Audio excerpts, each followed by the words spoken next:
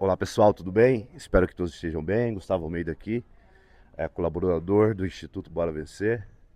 Pessoal, hoje quero fazer um vídeo aqui muito importante sobre desmistificação, tá? Vou estar andando pela instituição, mostrando um pouco do nosso trabalho e também falando um pouco através da psicoeducação, da, da orientação, da informação sobre como que funciona mais ou menos, né, a arquitetura do vício, né? E usarei bastante uma linha de raciocínio dentro da filosofia, da ciência e principalmente da mente, tá bom? Eu quero começar com uma pergunta. Você alguma vez já parou para pensar o que realmente significa ser livre? Pessoal, começando um ponto de vista filosófico, desde a antiguidade, filósofos eles debruçam sobre a natureza dos nossos desejos é, para entender o que é a vida, qual é o sentido e o propósito da vida, né? Um dos filósofos que gosto muito de ler é o Epicteto.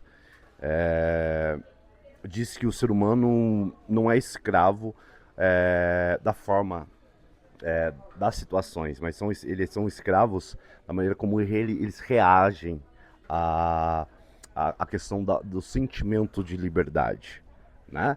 Ele diz, né, que nas suas escrituras que ninguém é livre se não for senhor de si mesmo, tá? E quando nós falamos de vícios, sejam eles químicos, comportamentais, a filosofia nos mostra que muitas vezes buscamos no exterior uma anestesia para dores emocionais profunda. E o vício raramente é sobre substância em si. Ele é sobre a tentativa desordenada de aliviar, preencher um vazio, um sofrimento interior. Aproveitando aqui o ensejo, mostrando aqui a nossa estrutura, né? Os quartos, enfim, todos organizados. Aqui é o quarto, aqui é o quarto onde também da equipe, né? Bem organizadinho. Aqui no Instituto nós é, providenciamos, autorizamos aqui as pessoas terem seu creme, enfim, nós pedimos para elas ter uma sapateirinha para guardar as suas maquiagens, seu secador, sua chapinha, enfim, para ter um mínimo de conforto e também trabalhar a questão da autoestima, que é muito importante. Muito, muito, muito, muito, muito, muito importante. Deixa eu fechar aqui, tá bacana, maravilha. Pessoal, voltando aqui, tá? Então é uma tentativa desordenada, tá?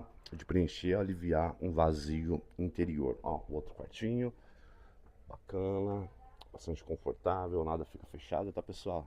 Aqui nós trabalhamos verdadeiramente tentando demonstrar o significado da liberdade, né?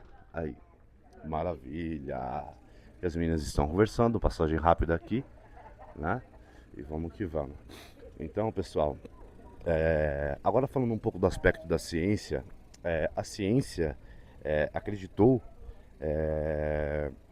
há muito tempo acreditou que a dependência era simplesmente biológica, né? No entanto, vários experimentos marcantes que revolucionaram essa visão, lá em 70, o psicólogo Bruce Alexander conduziu um estudo famoso, a maioria vai saber, chamado Rat Park ou a Ratolândia. Olha só que coisa linda, gente. A visão. Eita, muito obrigado, Deus. Vamos lá, um experimento que ratos eram isolados em gaiolas vazias, pequenas, uma com água pura e outra com outra água misturada com morfina, né? Pode também trocar morfina por cocaína, enfim. E esses ratos eles consumiam a droga compulsivamente até morrer, beleza? E posteriormente Alexander ele mudou o cenário. Ele criou a Ratolândia, um espaço amplo, repleto de brinquedos, comida boa, outros ratos para socialização. E quando os ratos viviam nesse ambiente rico, saudável, eles quase não tocavam na água com a substância química, né, com a droga, mesmo quando ela estava disponível. O experimento ele demonstrou que a dependência química e também a dependência emocional não decorre apenas da substância, mas do nível de isolamento, o nível de dor e a falta de conexão no ambiente em que o indivíduo está inserido. Ou seja, o oposto do vício não é a sobriedade, é a conexão com a vida. Nós falamos da parte filosófica, que é a busca de ser o senhor de si mesmo, e a questão de o que a pessoa entende como liberdade, tá bom? Agora no aspecto cérebro humano, essa dinâmica envolve, essa é a parte que eu mais gosto particularmente, envolve circuitos muito complexos, né? O vício sequestra o chamado sistema de recompensa, ou seja, quando experimentamos um alívio ou um prazer momentâneo, neurotransmissores como a dopamina são liberados em excesso, em uma área chamada área tegmental ventral, a ATV, e também no núcleo accumbens, tá? E, ao mesmo tempo, o hipocampo, que é a estrutura responsável pela memorização e aprendizado, ele registra essa experiência com forte carga emocional. Ou seja, ele memorizou a substância ou o comportamento como uma solução rápida, solução fácil para lidar com aquele estresse e ansiedade emocional.